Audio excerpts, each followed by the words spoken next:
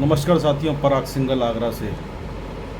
परिचय उन नए साथियों के लिए भी और मेरे पुराने मित्रों के लिए भी कि कर जानकारी जो टैक्स पत्रिका पिछले 13 वर्ष से आगरा से प्रकाशित हो रही है, उसका प्रबंध संपादक हूँ। और इस पत्रिका में टैक्सेशन से संबंधित सभी जानकारियाँ, साइटेशंस, आर्टिकल्स आदि पब्लिश किए जाते हैं। ऑनलाइन भी जाती है और बाई पोस्ट भी जाती है। और इसके अलावा व्हाट्सएप में ग्रुप बने हुए हैं जिसमें टैक्सेशन के बारे में, टैक्स इश्यूज़ के बारे में चर्चा आपस में करते हैं। और इस यूट्यूब वीडियो के माध्यम से मैं अपना संदेश, जिसमें साइटेशंस हैं, महत्वपूर्ण निर्णय हैं और क्या डिमांड्स हमारी हैं सुधारीकरण के लिए, सरलीकरण के पक्ष पे नहीं हूँ, सुधारीकरण चाहते हैं हम टैक्सेशन में, इनकम टैक्स में और जीएसटी के अंदर। क्योंकि मेरा मानना है कि जीएसटी एक्ट जो है, भले ही 2007 में बना है और 2017 में बना है और लागू हुआ या प्रभावी हुआ है, लेकिन उसका आधार सेंट्रल एक्साइज एक्ट 1944 और इंडियन कस्टम एक्ट 1962 के आधार पर बनाया हुआ है, जिसके कारण हम इसको नया कर प्रणाली नहीं कह सकते हैं। इसी प्रकार से इनकम टैक्स एक्ट 1961 और इनकम टैक्स रूल 1962 वो भी लगभग 62 साल पुराना है। तो इसी उद्देश्यों को लेकर हम काम करते हैं अपनी संस्था के द्वारा। संस्था हमारी association of tax payer and professional है, जिसका मैं सेक्रेटरी हूँ।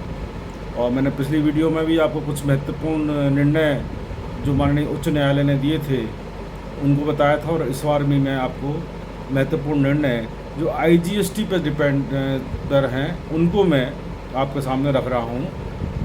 और मैं आभार व्यक्त करता हूँ आप लोगों का कि आप लोग मेरी वीडियो को बहुत अच्छी संख्या में देखते हैं, लाइक करते हैं, शेयर करते हैं और नए साथी सब्सक्राइब भी करते हैं। तो मैं इस अनुरोध के साथ पुनः आपसे अनुरोध कर रहा हूँ कि लाइक करें, शेयर करें और नए साथी जो देखेंगे वो सब्सक्राइब भी करें, मेरा उत्साहवर्धन होता है। तो मैं आपको डिसाइडेड सुनाता हूँ। ये साइटेशन है मटेरियल सी recycle association of India versus Union of India 2021 VLJ volume 46 241 Gujarat high court की है। एकीकृत माल एवं सेवा अधिनियम 2017 की धारा 2 उपधारा 6, धारा 2 उपधारा 13, धारा 8 उपधारा 1, धारा 13 उपधारा 8 एवं धारा 16 उपधारा 1, केंद्रीय माल एवं सेवा अधिनियम की धारा 2 उपधारा 93, भारत का संविधान 1950 अनुच्छेद 14, 19, 226, 265, 286, पुनर्चक्रण याची के सदस्य कबाड़ के पुनर्चक्रण कारोबार को भारत के मालिकों के लिए प्रोत्साहन काम करते हैं।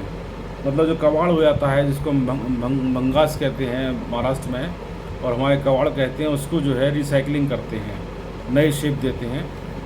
और जैसे मैंने आपको एक वीडियो डाला था पिछले महीने के अगस्त के लास्ट वीक में, मैं राजस्थान गया था। वहाँ पे पुराने टायर्स को जो है वो रिसाइकलिंग करके उसका टब बनाते हैं, जिसमें पशुओं के लिए चारा वगैरह उपयोग में आता है। इस तरह से ये लोग रिसाइकलिंग करते हैं।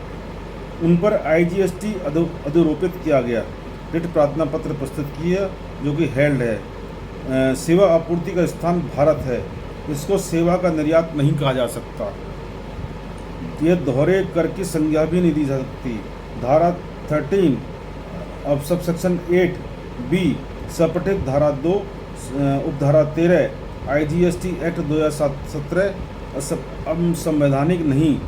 प्रत्यक्षियों शिकायतों का समाधान निकालने के लिए याची के प्रतिवेदन पर विचार करें।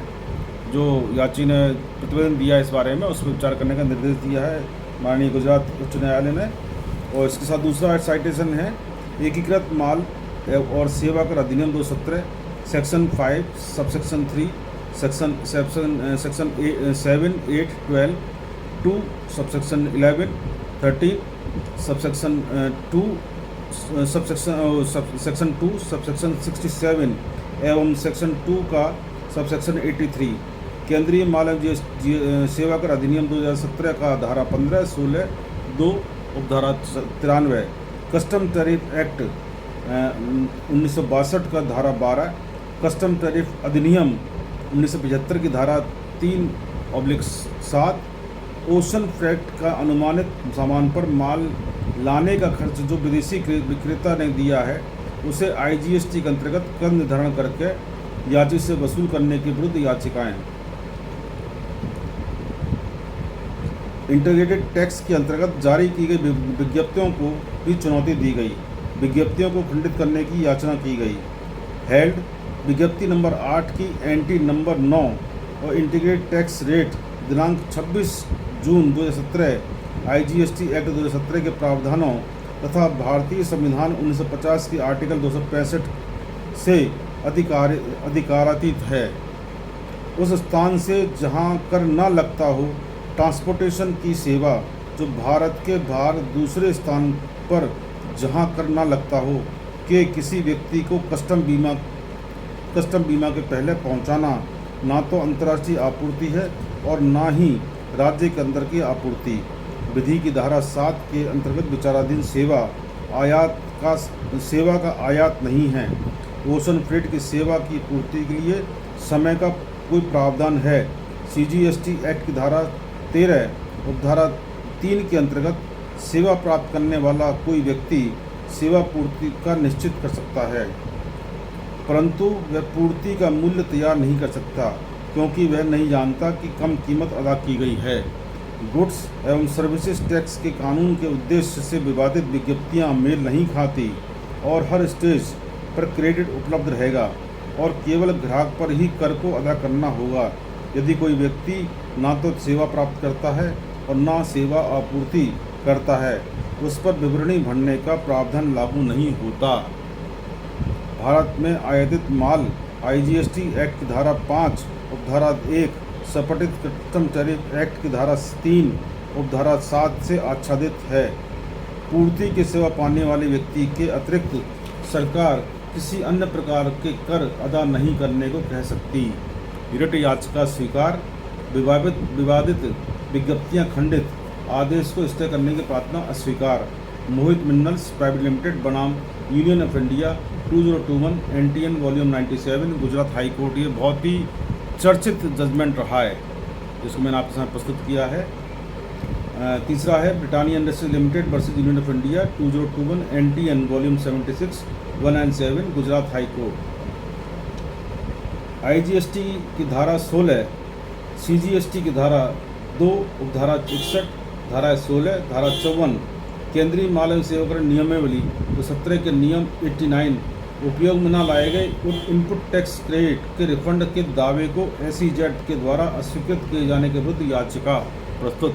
हेल्ड नियमावली के नियम 89 में उक्त कर, ब्याज, फीस तथा अर्थदंड को वापस करने की प्रावधान व प्रक्रिया है जिनकी पूर्ति SEZ को की गई। उपरोक्त अधिनियमों के प्रावधानों को ध्यान में रखते हुए याची रिफंड का दावा कर सकता है। न्यायाधीश आंतरिक बताया गया। Means considering the relevant section of the above mentioned act, the petitioner is entitled to claim the refund. Rule made obsolete. बहुत अच्छा निर्णय दिया है ये माननीय गुजरात उच्च न्यायालय ने। और अगला है IGST की धारा 16, धारा 54 जीरो रेटेड सप्लाई पर अदा किए गए GST तथा ब्याज वापस करने से इस बिना पर इनकार किया गया कि याची ने हायर ड्यूटी ड्रॉबैक मांगा था। रिट प्रार्थना पत्र प्रस्तुत। हेल्ड प्रत्यर्थी द्वारा प्रपत्र संख्या 37/2018 दिनांक 9/10/18 के आधार पर प्रार्थना पत्र निरस्त करना अनुपयुक्त था। यह मामला 2019 107 taxman.com 167 गुजरात में पहले ही सुलझाया जा चुका है। प्रार्थना पत्र स्वीकार, रिफंड के लिए तुरंत आज्ञा देने के निर्देश। अवध कृपा प्लास्टोमैक प्राइवेट लिमिटेड बनाम union of India 2021 UPTC volume 07 460 और 2021 NTN वॉल्यूम 75 449 गुजरात उच्च न्यायालय। ये आपके सामने IGST से संबंधित मैंने कुछ निर्णय जो बहुत महत्वपूर्ण हैं, आपके अक्सर विभिन्न बातों में उपयोग में आ सकते हैं और लाभ मिल सकता है आपके क्लाइंट को, तो मैंने प्रस्तुत किया है और मैं विश्वास है कि आप इनको नोट करेंगे और इसका लाभ लेंगे और मुझको सब्सक्राइब करके लाभ देंगे और शेयर करके लाभ देंगे और लाइक भी करेंगे। इसके साथ ही मैं आपसे अगली वीडियो तक मैं विदा लेता हूँ। नमस्कार, जय भारती, जय हिंद।